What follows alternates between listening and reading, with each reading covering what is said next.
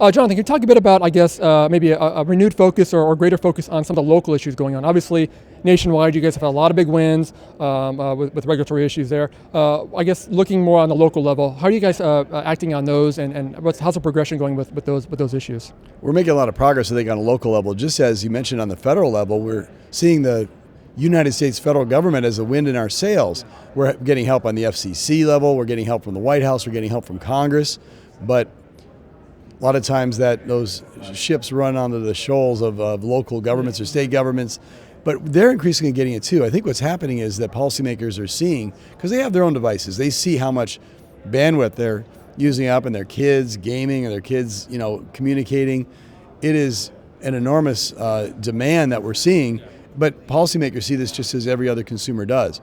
So they're starting to realize, well, in order to make this happen, we have to get these antennas actually sited. We have to have the equipment that's communicating that data and not getting congested. And with the growth rates, they're starting to get it. So this year we have a record 6 states enacted legislation to streamline wireless broadband deployment.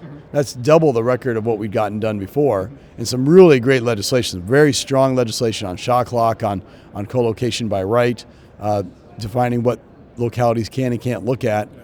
We're saying there certainly is a role for localities, but they have to allow this unprecedented amount of data to be addressed by the carriers and by our industry that is trying to get this deployed. So we're seeing a lot of progress on the local level, but I think that's where we have the most work left to do, frankly.